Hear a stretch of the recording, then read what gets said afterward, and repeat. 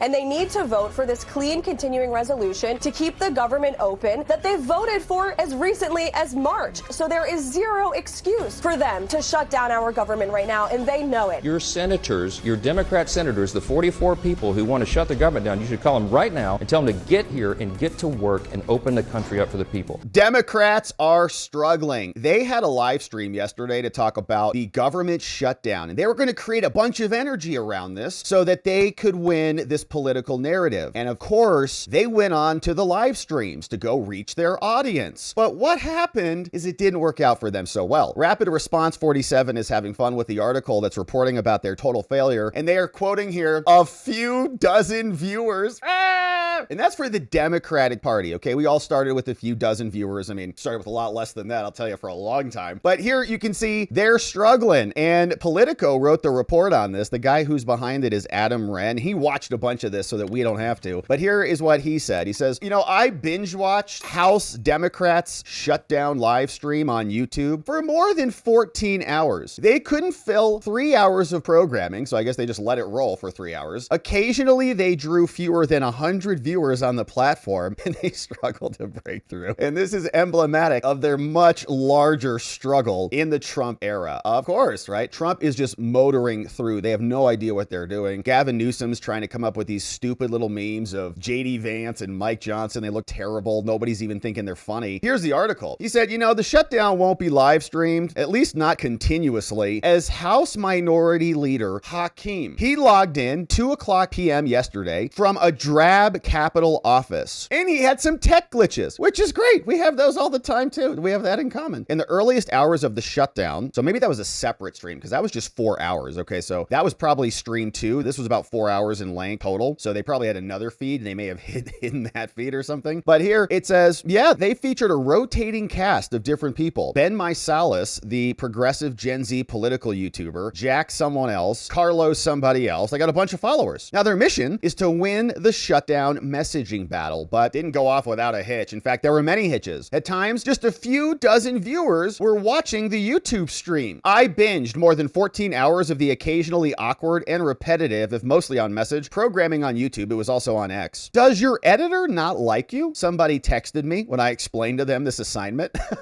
Like, what are you working on today? I have to watch the Democrat live stream. Are you being punished? I granted anonymity to Democrat and Republican insiders so they could speak candidly. But even if it was a physically exhausting and mentally taxing process, it was revealing. The Democrats are struggling. They can't get their message through. Trump is dominating them. Trump is going to do something crazy as soon as the government shuts down, said some aide. The party is in power historically loses the shutdown, but no party in power has had a leader like Trump. In launching the live stream, it was a feel of a throwback telethon, no charisma, no surprise. Jeffries and his allies seemed to tacitly acknowledge that they needed to be fighting, which I thought was an illegal word, which is they prosecuted Trump for that, and sounding and looking as if they were. He says, y'all, I ain't scared, Jeffries said at one point. I'm from Brooklyn. Okay. But few Dems seemed willing to fight on camera. Livestream featured just 4 frontline Democrats of 26, and a few of the party's brightest stars, like AOC or Jasmine Crockett, apparently were not there. A possible tell that they see some risk here. Just 4, and a few, maybe they were there. We also had Sarah McBride, the 34-year-old dude who just joined, briefly at the beginning. Notably, Democrats could not field live programming for 3 hours in the middle of the night, from 2:30 to 5:30, which are tough hours to fill, despite an internal email desperately seeking participants. They're like, will you please come on our live stream, please? This email comes out. Hi, everyone. We're trying to coordinate a 24-hour live stream from the afternoon of Tuesday all the way to Wednesday. We need members to anchor time slots and fill that time with conversation, ideally with another member. Like, no, man, I gotta sleep. We would love to have your boss participate. Slots are filling up quickly, but we have quite a few openings from 1 a.m. to 8:30. We also have a little bit more time the morning of 10/1 yesterday. Your boss can do all this from their office. Please let me know. They're like, no, I had to get up. Are there going to be illegal aliens watching? Oh, no, it's just Hakeem's mom watching. All right. Well, no, we're not going to come on there, obviously. Why do we do that? We want, that's not our constituency. So they were begging for people. Nobody wanted to show up. If you were using that as a centerpiece of your messaging strategy, probably shouldn't be a failure. Republicans in White House almost instantly mocked the live stream. Dozens of viewers.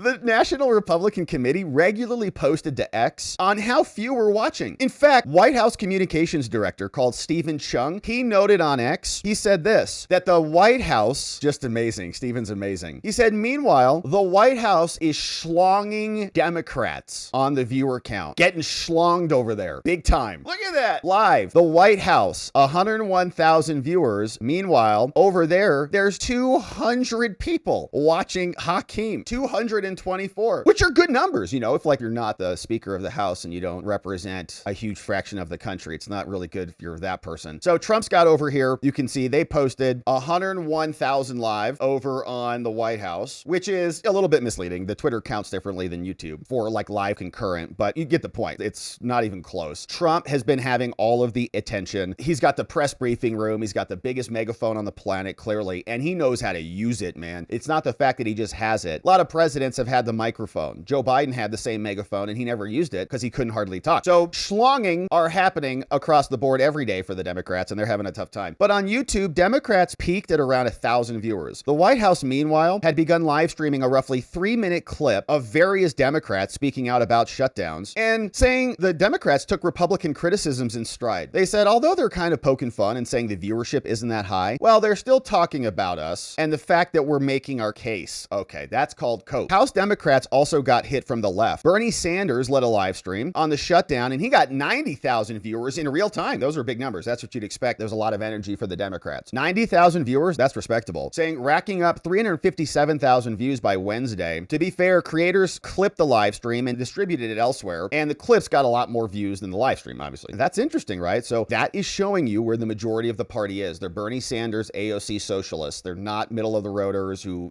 care about independence or, mainstream Americans. It's the trans, genital mutilating, open borders, socialist commies who have the energy. And that's why Mamdani's going to win in New York. There are Democrats who are attracting more eyeballs called Mamdani. We got ahead of ourselves. And as Jeffries has consistently done, they're trying to recreate that energy, but the Democrats are not interested in it. So he made a bold promise. Over 24 hours, we're going to be taking it directly to the people. Then the camera feed switches to a different location. The guy did the whole thing. We don't really care. Anyways, sounds like it was terrible. And they got schlonged. Big time. Huge schlonging from Trump right in their faces. Wow. So JD Vance is also commenting about a lot of this, and he's responding to this. And this is a real photo, pretty sure, until Abby Phillips comes out and smashes AI generated 50 times for their dumb viewers. Anna Paulina Luna, a representative, says, don't be mistaken. Some may say this is a Photoshop, okay? You might think that. But if you zoom in and you analyze the pixels, and I'm a master pixel analyzer, having looked at a lot of them over my years, many, millions, maybe billions of pixels in my day. And what you'll notice is JD Vance confirms the truth. It's real. We know. And he looks great, actually. He looks amazing. He's even proud of it. Look at this stash, man. Look at this sombrero. Looks fabulous. And I don't see any racism here at all. I see, how can it be racist if you are enjoying it and appreciating it? Thank you. And it is one of the best hats ever. I was thinking about it. Can you name a better hat than the sombrero? I don't think so. It's very practical and it looks amazing to boot. So it's real. And I don't know why Hakeem Jeffries made such a big deal about it. He looked good in it too. But apparently for him, it was very offensive. And for Abby Phillips too. So maybe it's a racial thing I don't understand just as a white guy, but JD Vance is adopting the sombrero. Now, similarly, we also have a battle over the shutdown. While the Democrats are freaked over the sombrero nonsense, Trump is meeting with Russ Vought to talk about more cancellations. Says Republicans must use this opportunity of a Democrat forced closure to clear out dead wood, waste, and fraud. Billions of dollars can be saved. Make America great again. And so there'll be more. He's also meeting with the director of the OMB, Russ. Trump posted this today. I have a meeting with Russ Vought, he of Project 2025 fame, to determine which of the many Democrat agencies, most of which are a political scam, as we talked about yesterday with all the cancellations of the green funds going into the blue states, he recommends to be cut, and whether or not those cuts will be temporary or permanent. I can't believe the radical left Democrats gave me this unprecedented opportunity. What a beautiful thing. They are not stupid people, so maybe this is their way of wanting to quietly and quickly make America great again. Thank you, Mr. President. Is that what they're doing? Chuck, he's had an epiphany and he can't really placate his lefty base, and so now he's just gonna play the bad cop? We don't think so. But Trump is the master troll, and so I guess we can just presume that Schumer is now MAGA. He should put on a sombrero too. All right, anyway, so we got that, and there's more reaction on this. So John Thune was out last night talking about this. You can see he posted this on his X. He said, Democrats passed CRs, continuing resolutions, resolutions 13 different times when they had the majority and Biden was president. They have lost all rationale when it comes to their hatred for President Trump. I hope Democrats will come to their senses and reopen the government. Here's Thune. Who are regretting letting Schumer walk them down into this rat hole. Now he's trying to go through these contortions to justify what he's doing when you got all those statements out there, as you point out, from the past where he talks about you can't take the federal government hostage to do all these other things. I mean, these statements that he's made in the past are pretty revealing about, what he's doing right now and how he's completely sold out and held hostage by the far left. I mean, the reporting on this has been pretty clear. He's coordinating this entire strategy with lefty organizations like MoveOn.org. So they've got him boxed in here and he doesn't really have a way out. But I think his members, I think a lot of these rank and file Democrats are looking for an off-ramp. And so I'm hoping at some point they'll come to their senses and join us in voting to reopen the government. They shouldn't have gotten themselves in this place in the first place. Yeah, I think that the energy is fighting against Trump on the Democratic side. So I don't know who's going to peel off and join in the Republican vote. But if they don't, sounds like Trump's pretty okay with that. And Russ Vought and the rest of them will just continue the cuts until spending improves. Now, here was more from Caroline Leavitt. She's also making the rounds. This was early this morning when she was also on with Fox explaining what's going on. As the vice president said at the White House press briefing yesterday, he and our legislative affairs shop and the president himself continue to be in very important discussions with these moderate Democrats and also with our allies, Senate Republicans, who have good relationships with these moderates. And they know what the right thing to do is. They just lack the courage to do it. But they need to step up and they need to vote for this clean continuing resolution to keep the government open that they voted for as recently as March, that they voted for 13 times previously in the past. So there is zero excuse for them to shut down our government right now, and they know it. And very soon, the American people and their constituents back home in states from New Hampshire to Nevada to Arizona to Florida are going to start feeling the pinch of this Democrat-led shutdown. We have millions of troops who are currently going without pay. Ridiculous. We have women, children, and infants who cannot apply for